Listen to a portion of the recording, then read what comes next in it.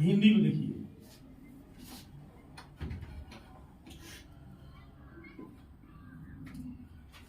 परीक्षा जब नजदीक आती है तो बच्चों में बेचैनी बढ़ जाती है ना, जो एकदम लाजमी है, स्वाभाविक है। डर लगना भी चाहिए, डरना जरूरी है ना। डर लगे तब ना पढ़ेंगे। तो डरिए पढ़िए, लेकिन क्या क्या पढ़ना इस पर ज्यादा ध्यान दीजिए। पढ़ना क्या है, ये न कि सुबह से लेकर शाम तक, आज शाम से लेकर भोर तक खूब पढ़ रहे हैं, क्या पढ़ना है पता ही नहीं है ना। अगर सिलेबस मालूम चल जाए कि हमको यही चीज पढ़ना है, हमारे एग्जाम में यही चीज आएगा, तो पढ़ाई क्या होता है, आसान हो जाता है। पढ़ाई क्या जाएगा, आसान हो जाएगा, इजी लगेगा कि हमको यही चीज पढ़ना है, फालतू का चीज नहीं पढ़ना, बेकार के क्वेश्चन आंसर नहीं करने। ठीक है, तो हिंदी जो है हम लोग का, आप सबको मालूम है कि जो हम लोग का एग्जाम हो रहा है उसमें ऑब्जेक्टिव प्रश्न कितने आएंगे, 100 आएंगे। 100 हमारे ऑब्जेक्टिव प्रश्न रहेंगे, ऑब्जेक्टिव क्वेश्चंस रहेंगे।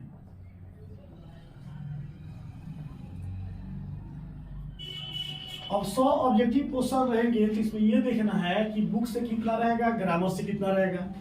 ठीक है, तो हिंदी में जो हम लोग का किताब जो हम पढ़ते हैं, किताब से क्वेश्चन रहेगा 40 और व्याकरण से रहेगा,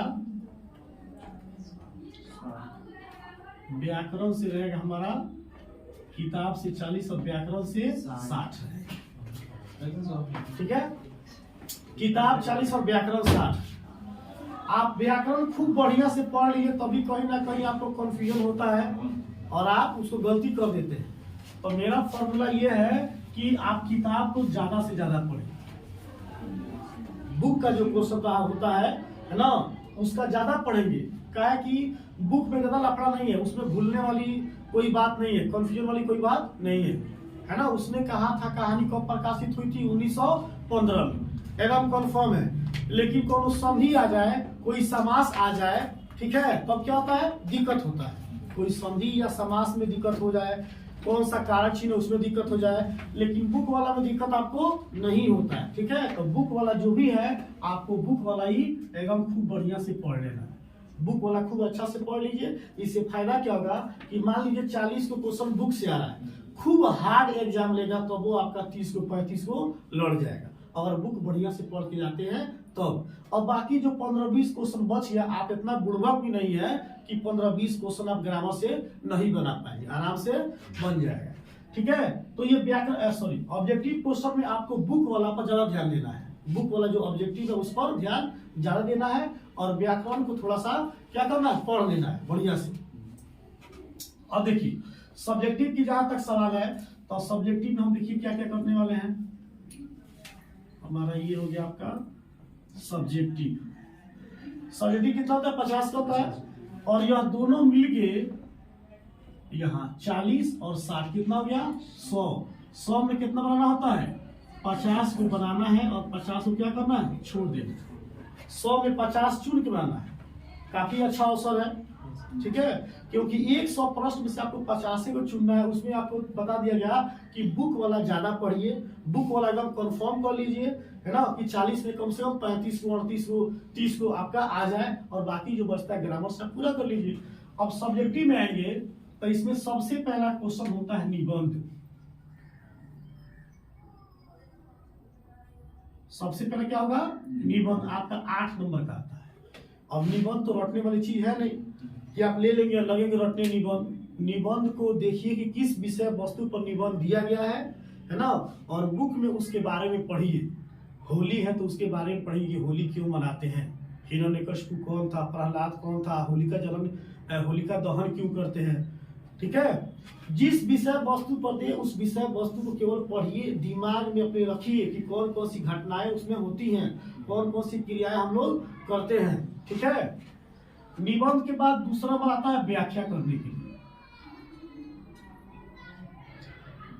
व्याख्या ये आपका पूरा आता है 8 नंबर का। ठीक है, व्याख्या की कितना आता है, 8 नंबर का। कितने प्रश्न होते हैं, तो 2 प्रश्न होंगे, 2 गुने 4, यानी कि 4 नंबर के कितने प्रश्न होते हैं, 2 प्रश्न होते हैं। और आपको ऑप्शन में मिलता है पूरा 4 गो, आपके ऑप्शन में 4 प्रश्न रहेंगे और इन 4 प्रश्नों में से कोई भी 2 ठो चुन के बना लेना होता है।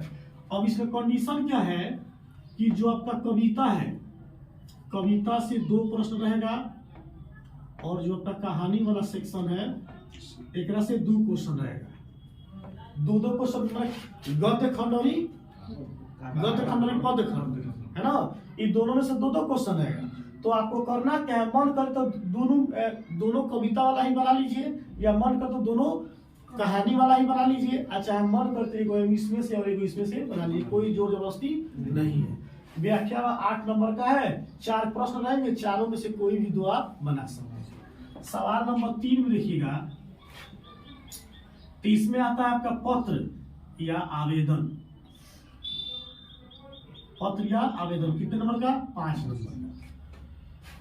आवेदन पत्र लिख ही सकते हैं ना, खूब लिखे हम लोग। सेवा में श्रीमान प्रधानाध्यापक महोदय, अब कोई जरूरी नहीं कि प्रधानाध्यापक के पास ही आएगा, बीडीओ के पास आ सकता है, सीओ के पास आ सकता है, नगर पालिका के पास आ सकता है, ठीक है। तो उसका एगो पैटर्न होता है, एगो पैटर्न बढ़िया से सीख लीजिए, काम चल जाएगा। क्लास में आपको पढ़ाया भी गया है। तो पत्र या आवेदन, पत्र का मतलब होता है कि हम लोग सगे संबंधी, भाई बहन, मित्र, दोस्त, यार, माता पिता, है ना, यानी कि रिलेशन में लिखते हैं। पत्र कहाँ लिखेंगे? रिलेशन में लिखेंगे, सगे संबंधी के पास लिखते हैं। और आवेदन कहाँ लिखते हैं? तो किसी पदाधिकारी के पास लिखते हैं। इसका प्रैक्टिस करना है। आपका यूनिवर्सिटी का बुक है, चाहे कोई भी मॉडल पेपर, चाहे सैंपल पेपर है, उसमें क्या करेंगे? इसको अभ्यास करेंगे, प्रैक्टिस करेंगे। 4 नंबर में आता है आपका प्रश्न उत्तर। प्रश्न उत्तर ये कितने का आता है? 10 नंबर का। 2 नंबरिया क्वेश्चन है, ये 2 बचे 10। प्रश्न आपको दिया था कितना? 10 को। आपके प्रश्न पत्र जो है क्वेश्चन, उसमें 10 को दिया रहेगा और कितना बनाना है? 5 को, और 5 को छोड़ देना। बताइए कितना अच्छा। जब हम लोग पढ़ रहे थे तो कोई ऑप्शन नहीं था, जो दिया वही बनाना है, नहीं आता छोड़ दीजिए, दूसरा कोई उपाय नहीं है। लेकिन आप लोग का एग्जाम का पैटर्न कितना इजी हो गया है ना, कि हर बच्चे चाहे तो 450 पौने 500 नंबर आराम से ला सकते हैं। थोड़ा सा भी अगर पढ़ने का जुनून हो तब बिल्कुल एकदम आसान है कि क्या करना है, इतना ही पढ़ के जाना है बस, बाकी कुछ आपको नहीं करना। अब सवाल नंबर 5 है, इसमें होता है दीर्घ उत्तरीय प्रश्न होता है। दीर्घ उत्तरीय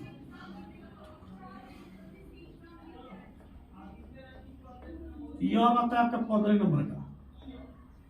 द्वितरीय कितने का रहेगा? 15 का।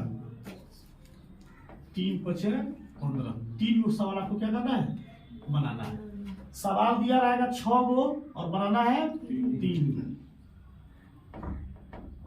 अब 3 को क्या करना है? आपको छोड़ देना है। कितना इजी है। 6 गो प्रश्न दिया है, 3 को कोई बना लीजिए, बाकी 3 को छोड़ दीजिए। सवाल नंबर 6 जो है, इसमें होता है संक्षेपण। क्या होता है? संक्षेपण पर एक स्पेशल वीडियो हम कल बनाए थे। संक्षेपण ये कितना का है? 4 नंबर का। यही आपका सिलेबस है। काउंट कर लीजिए कि 50 हो रहा है कि नहीं हो रहा है। तो यहाँ पर देखिए 8 और 8 16, 16 5 21, 21 और 10 21 और 10 कितना हो गया? 31 हो गया। 31 और ये 15, 31 15 कितना हो गया? 46 और 4 50। ये आपका सब्जेक्टिव। अब बताइए सिलेबस कहाँ आपका भारी है? आपको करना क्या है? आपको किताब का ऑब्जेक्टिव प्रश्न ज्यादा पढ़ना है, व्याकरण पर कम समय लगाना है, व्याकरण पर समय कम लगाना है, किताब पर समय अधिक देना है। क्योंकि किताब का प्रश्न जो पढ़ के जाएंगे, है ना, उसमें कोई माथापेची नहीं है। वह प्रश्न पूछेगा, आपको लिख देना है। कल हम लोग पढ़े थे कि तुलसीदास का उपनाम क्या था? राम बोला जी ना। अब ऑप्शन देगा राम बोला, बम बोला, ओनू बोला दे। हमको तो मालूम है ना कि तुलसीदास, गोस्वामी तुलसीदास जो है, उनका उपनाम क्या है? राम बोला नाम है। उनमें कोई दिक्कत नहीं है। लेकिन पूछते विद्यालय जो है वह कौन संधि है? विद्यालय कौन संधि है? स्व संधि के 5 प्रकार होता है। अब उसमें दिक्कत है, उसमें गहराई से पढ़ना पड़ेगा। तो इसीलिए जब एग्जाम नजदीक हो तो ज्यादा माथापेची नहीं करना है ना। और क्या पढ़े क्या नहीं पढ़े सोच के दिमाग खराब नहीं करना है, ठीक है, खूब बढ़िया से बारीकी से इस वीडियो जो है इसको खूब बढ़िया से देख लीजिए। हमको पढ़ना क्या है और वही पढ़िए। शरीर में ताकत है और उस ताकत को गलत जगह इस्तेमाल करेंगे तो कोई काम होगा? नहीं होगा। शरीर में ताकत है और उस ताकत को सही जगह इस्तेमाल करेंगे तो कम ताकत में क्या जाएगा, हमारा काम हो जाएगा। तो यही चीज है। 100 को ऑब्जेक्टिव क्वेश्चन में 40 को बुक का रहेगा और 60 को ग्रामर का रहेगा। आपको सबसे अधिक बुक पढ़ना है, ग्रामर कम पढ़ना है, मतलब कम ध्यान देना है। अब सब्जेक्टिव 50 नंबर का है तो इसमें क्या करना, निबंध आपको प्रैक्टिस करना है। निबंध ऐसा चीज है कि रटने से काम नहीं चलेगा, आपको अभ्यास करना पड़ेगा, है ना। और जो भी विषय वस्तु पर आपके गेस्ट पेपर में, चाहे मॉडल पेपर में, चाहे यूनिवर्सिटी में दिया हुआ है उसको पढ़िए, क्वेश्चन को पढ़िए, आंसर को पढ़िए। और रटना नहीं है, रटना इसको नहीं है। तो निबंध आप 8 नंबर क्या करेंगे, प्रैक्टिस करेंगे, इसका दूसरा कोई उपाय नहीं है। जहां तक सवाल है किसकी व्याख्या की, मैंने उस पर एक स्पेशल वीडियो बना के गद्य खंड और पद्य खंड दोनों बता दिया है। एक बार उसको देख लीजिए कि उसका पैटर्न क्या है, तरीका क्या है। उसके बाद आप अपने बुक में से कोई प्रश्न उठा के उसको बनाते रहिए। इसको भी क्या करना है, अभ्यास करना है। इसमें रटने वाली कोई बात नहीं है। आप निबंध को अभ्यास कीजिए, व्याख्या को अभ्यास कीजिए। अब आ गया पत्र या आवेदन। अब पत्र और आवेदन को रटेंगे, कोई जरूरी है कि 4 दिन की छुट्टी के लिए ही आपके एग्जाम में क्वेश्चन पूछेगा? कोई भी पूछ सकता है, कोई भी क्वेश्चन पूछ सकता है कि टूटी फूटी सड़क है, इसको बनवाने के लिए ग्राम पंचायत के जो प्रधान होते हैं, मुखिया, उनके पास क्या करें, आवेदन पत्र लिखिए। तो क्या कीजिएगा, तो इसका क्या है, इसका भी प्रैक्टिस करना है, अभ्यास केवल। इसमें रटना ही नहीं है, केवल अभ्यास करना है। निबंध का अभ्यास कीजिए, व्याख्या का अभ्यास कीजिए, पत्र या आवेदन का अभ्यास कीजिए। अब यहाँ पर क्या है, प्रश्न और उत्तर। तो 2 पचे 10 सवाल रहेगा, 10 को बनाना है 5 को और 2 नंबर का है। हाँ, इसको क्या करना है, आपको याद करना है। अब याद करने का मतलब ये है नहीं है कि प्रश्न आ गया गैंग्रीन क्या है, अब लगे बैठ के रात में पढ़े गैंग्रीन क्या है, गैंग्रीन क्या है, गैंग्रीन क्या है, उससे होगा नहीं होगा। उसको समझिए कि गैंग्रीन है क्या। तो प्रश्न उत्तर को थोड़ा सा पढ़ना पड़ेगा, बिना पढ़े नहीं होगा, ठीक है। उसके बाद दीर्घ उत्तरीय प्रश्न है, तो दीर्घ उत्तरीय प्रश्न जो है इसमें क्या करना है, इसमें सारांश आता है। गद्य खंड से सारांश आएगा और पद्य खंड से सारांश आएगा। सारांश के मतलब क्या होता है, उसका पूरा कहानी। अब आप लोग को उसने कहा था कहानी पढ़ा दिया गया है, तो परीक्षा में आ जाए कि उसने कहा था कहानी पर क्या करें, उसने कहा था कहानी का सारांश लिखे। अब क्या करेंगे, पूरा कहानी को लिखेंगे अपने भाषा में, यही सारांश है। कविता में कल पढ़े, क्या पढ़े, कड़वक पढ़े मलिक मोहम्मद जैसी जी का। और मलिक मोहम्मद जैसी क्या प्रेम के पीर कवि है, ठीक है। तो ये क्या करना है, उनको पढ़ लेना है, उसको सारांश को पढ़ लेना है। तो 2 को सारांश आप लिख लीजिए। कहने का मतलब है कि सवाल रहेगा 6 को बनाना है, 3 को आप अपने हिसाब से देख लीजिए। क्वेश्चन आंसर भी इसमें रहता है, इसमें दीर्घ उत्तरीय में क्वेश्चन आंसर भी रहता है। और 1-2 क्वेश्चन आंसर दिया है और आपको बढ़िया से याद, और अच्छी बात है। 2 क्वेश्चन आंसर लिख दीजिए। मैंने आपको कहने का मतलब है कि जो ये दीर्घ उत्तरीय प्रश्न है इसमें गद्य खंड और पद्य खंड से क्या रहेगा, सारांश रहेगा और कुछ प्रश्न उत्तर भी रहेगा। आपको सब मिला जुला के 3 को बना देना है, 3 को छोड़ देना है। सबसे आखिरी सवाल क्या है, संक्षेपण। संक्षेपण तो हम कल एगो वीडियो बना दिया स्पेशल, ये आता है 4 नंबर का। संक्षेपण में जो भी पैसेज दिया गया है, पैराग्राफ दिया गया है, उसको पढ़ लीजिए। और पढ़ने के बाद उसका एक उचित उसका शीर्षक लिख दीजिए। मान लीजिए दहेज प्रथा के बारे में लिखा गया है, तो पढ़ने पर पता लग जाएगा कि दहेज प्रथा के बारे में दिया, कि आतंकवाद के बारे में दिया, कि नारी शिक्षा के बारे में दिया है। तो पढ़ने के बाद अगर आपको पता लगता है कि हाँ इस विषय वस्तु पर है, तो शीर्षक लिख दीजिए कि दहेज प्रथा पर है, ठीक है। उसके बाद टोटल शब्द गिन लीजिए, कितना वर्ड्स दिया है, टोटल वर्ड्स गिन के लिख दीजिए, कुल शब्द। उसके बाद संक्षेपण कीजिए। तो संक्षेपण में क्या करते हैं, टोटल शब्द ऊपर, माने कुल शब्द ऊपर, अब बटा 3 से भागा देंगे, और जितना शब्द आएगा उतना ही शब्द क्या करेंगे, उसका आंसर दे देंगे। हो गया, यही हिंदी का सिलेबस है।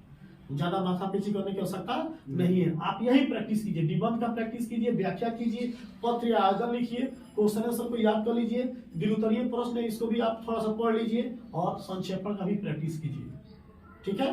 बस इतना ही काम करना, ज्यादा माथापेची नहीं करना। ईटा लेकर कपार फोड़ने से डर नहीं बन जाएगा। जितना दिया गया है, जितना बताया जा रहा है, आप उतना काम